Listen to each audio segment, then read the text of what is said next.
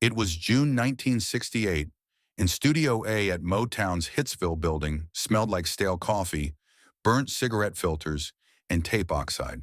The clock on the wall read 11:47 p.m. Norman Whitfield sat behind the mixing console with his arms crossed, his jaw clenched, his eyes fixed on the glass that separated him from the vocal booth like he was staring down an opponent. On the other side of that glass, Marvin Gaye stood with headphones half on, half off, staring at the lyric sheet like it was written in a language he didn't speak. His suit jacket was draped over a chair. His tie was loosened. There were dark circles under his eyes. They had been in this room since 5:30 p.m. 18 takes. Not one good enough for Norman. The song was called I Heard It Through the Grapevine. Norman had produced it a year earlier for Gladys Knight and the Pips. It had been released and climbed the charts. But Berry Gordy wanted Marvin's version. Norman didn't agree. He thought the song belonged to Gladys, that Marvin's voice was too smooth for something this bitter.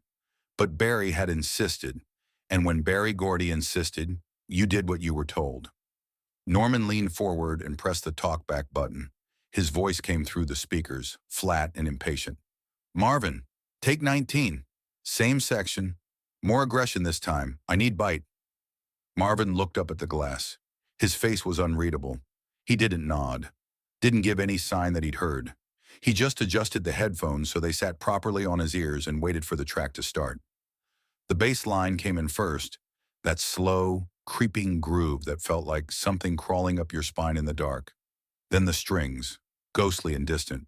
Then the drums, sharp and insistent. Marvin closed his eyes and started singing.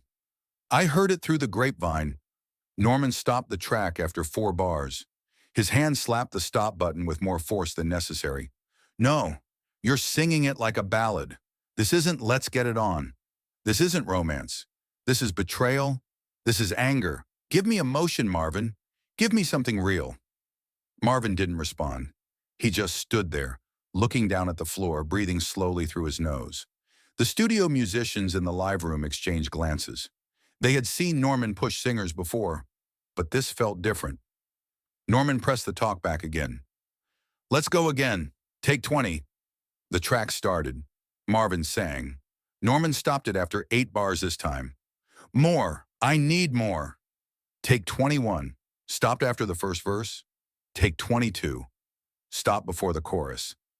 By take 23, something in Marvin's voice was starting to fray at the edges. Not from exhaustion, from frustration. He was a professional who had been recording since 1961. He had sung on dozens of hits. He knew how to take direction. He knew how to give a producer what they needed. But Norman wasn't giving direction. Norman was giving commands.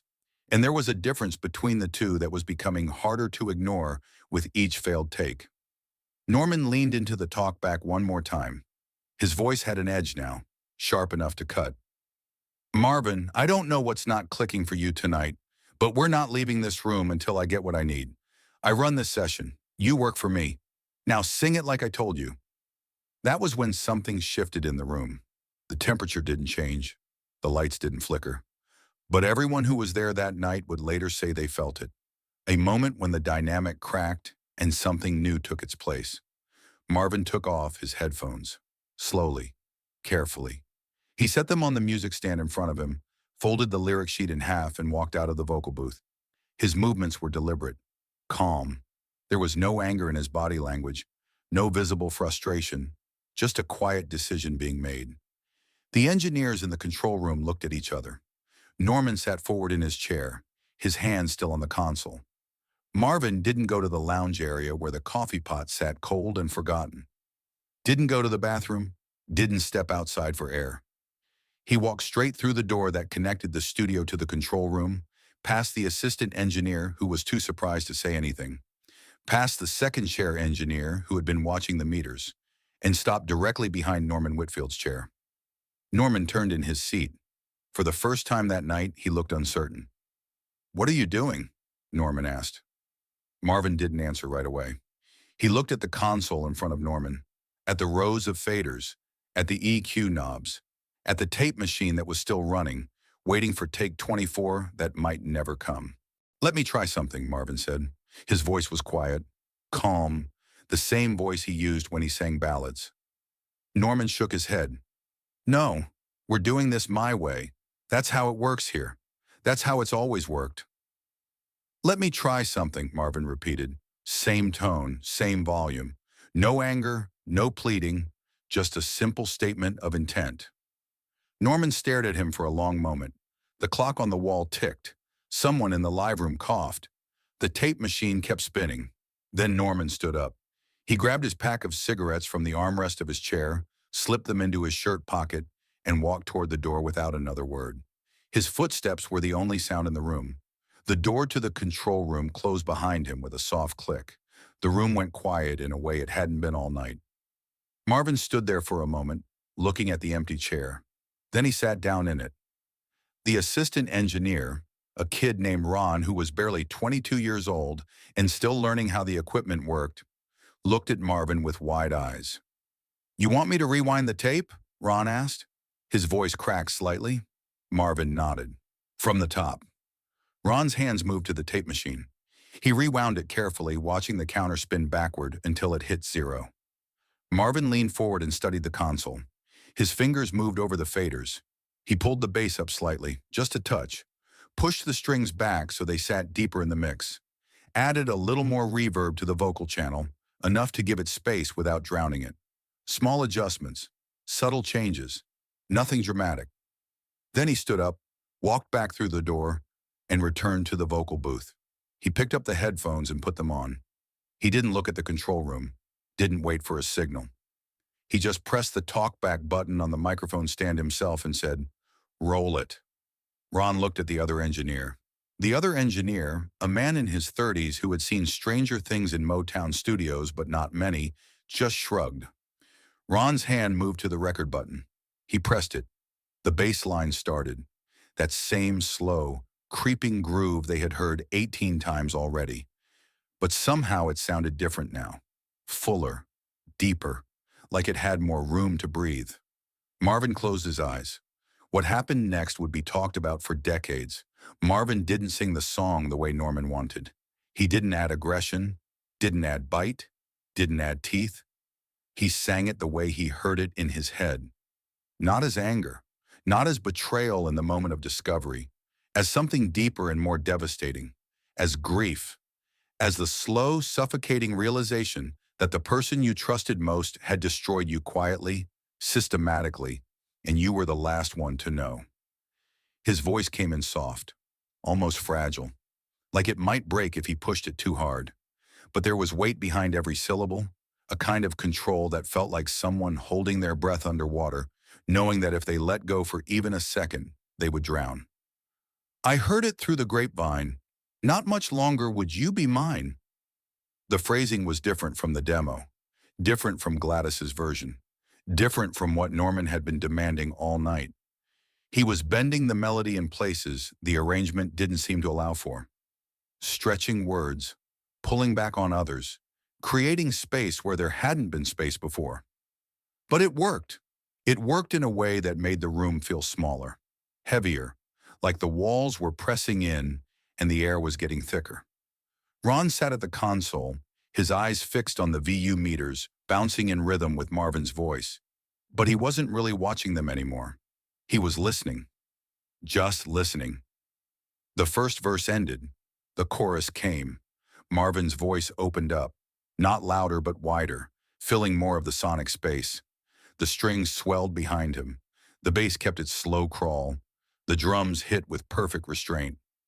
By the second verse, the other engineer had stopped taking notes. The musicians in the live room had stopped moving. One of them, a session guitarist who had been fiddling with his capo, set it down on his lap and just stared at the glass. Marvin sang the entire song in one take, 7 minutes and 14 seconds. No stops, no corrections, no second guessing, no hesitation. When he reached the final line, his voice pulled back to almost a whisper, and then it was over. He stood there for a moment with his eyes still closed, his chest rising and falling with slow breaths. Then he opened his eyes, took off the headphones, and set them down on the music stand with the same careful deliberation he had used at the start. He walked back into the control room. Ron had already rewound the tape to the beginning without being asked. "Play it back," Marvin said. Ron hit play. The three of them sat there in silence as the track filled the room. Ron in his chair at the console, the other engineer leaning against the back wall with his arms crossed. Marvin standing behind them, his hands in his pockets. It didn't sound like the Gladys Knight version. It didn't sound like what Norman had been pushing for all night. It sounded like something else entirely. Something raw and polished at the same time. Something that felt finished even though it had just been recorded. When the song ended, nobody spoke for a long moment. The tape kept spinning, the silence captured on magnetic oxide. Then the door to the control room opened. Norman Whitfield walked back in. He had been standing outside in the hallway the entire time, smoking a cigarette, listening through the door. Everyone in the room knew it. He looked at Marvin, looked at the console, looked at Ron. "Is that the take?" Norman asked. His voice had no edge left in it. Ron nodded. He didn't trust himself to speak. Norman walked over to the tape machine. He stood there for a moment, watching the reels turn slowly, the brown ribbon of tape moving from one spool to the other. He didn't touch the controls, didn't rewind, didn't ask to hear it again. "That's the take," Norman said. His voice was quieter than anyone in that room had ever heard it, quiet in a way that felt like something breaking softly. Then he turned and walked out of Studio A. He didn't say goodnight, didn't give notes, didn't schedule the next session. He just left. He didn't come back that night, or the next day. The song was mixed 48 hours later by another engineer. Norman's name stayed on the production credit, but he never touched the final mix. "I Heard It Through the Grapevine" was released as a single in October 1968. It entered the Billboard Hot 100 at number 87. Within 3 weeks, it was in the top 10. By December, it hit number 1. It stayed there for 7 weeks. 7 weeks where no other song in America mattered as much as Marvin Gaye singing about betrayal in a voice that sounded like it was coming from somewhere deep and unreachable. The song sold over 4 million copies in its initial release. It became the biggest hit of Marvin Gaye's career up to that point. It became one of the most recognizable songs in American music history. Decades later, people who weren't born when it was recorded would hear those opening bass notes and know exactly what was coming. Norman Whitfield never spoke publicly about that night in June.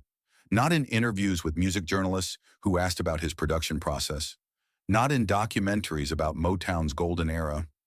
Not in the liner notes he wrote for later projects where he detailed his approach to other songs. He just didn't talk about it.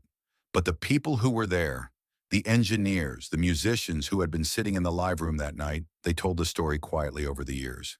In studios, at industry parties. To younger producers who wanted to know what it was really like working at Motown in the 60s. Ron, the assistant engineer, gave one interview in 1995 where he talked about that session. He said that after Marvin left the studio that night, Norman stayed in the control room alone for over an hour. Just sitting in his chair, rewinding the tape, listening to the take over and over. Ron said he had come back to Studio A to get his jacket and saw Norman through the glass, sitting there in the dark with just the glow from the console lights, his head in his hands. In 1972, 4 years after that night, Norman Whitfield produced "Papa Was a Rollin' Stone" for the Temptations. It was nearly 12 minutes long, slow, controlled, built on mood and atmosphere rather than aggression or force. It won 3 Grammy Awards. When a journalist from Rolling Stone asked Norman what had changed in his approach to production since his earlier work, Norman said, "I learned to let the song breathe, to give it space." The journalist asked what had taught him that. Norman said, "Experience." He never mentioned Marvin by name.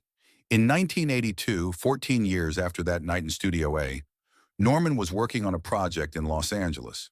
A young producer, fresh out of music school and eager to learn from one of the legends, asked him about "I Heard It Through the Grapevine," asked how he had crafted such a perfect production, how he had known exactly what the song needed. Norman didn't answer right away. He pulled a cigarette from his pack, lit it with a silver lighter that had his initials engraved on the side, and leaned back in his chair. He stared at the ceiling tiles for a long time. Then he said, "I didn't produce that song. Marvin did. I just got out of the way." The young producer looked confused. He didn't understand what Norman meant. The liner notes said Norman Whitfield, producer. Everyone knew that. Norman didn't explain. He just took another drag from his cigarette and went back to work. Years later, after Marvin's death in 1984, Norman gave one interview where he talked about working with him. It was for a documentary that never got finished, shelved because of funding issues. But the raw footage exists in an archive somewhere. The interviewer asked Norman if there was a specific moment that defined his professional relationship with Marvin Gaye. Norman was quiet for a long time. The camera kept rolling. Norman looked at something off-screen, his jaw working like he was chewing on words he didn't want to say. Finally, he said, "There was a night in 1968. We were recording Grapevine. I was trying to make Marvin sound like someone he wasn't. He tried to tell me. I didn't listen. So he showed me." The interviewer asked what Marvin showed him. Norman said that a great producer knows when to step back. That control isn't the same as vision. That sometimes the artist hears something you don't. And if you're smart, you shut up and get out of the way and let them find it. He paused, looked down at his hands. "Marvin taught me that. I was too proud to admit it at the time, but he taught me." The interviewer asked if Norman ever told Marvin that. Norman shook his head slowly. "No, I wish I had, but I didn't." That recording, the one Marvin made alone in Studio A while Norman Whitfield stood in a hallway smoking and listening through a closed door, became the definitive version of "I Heard It Through the Grapevine." It's the version that people remember, the version that still plays on classic soul radio stations, the version that shows up in films and television shows and commercials and nostalgia compilations.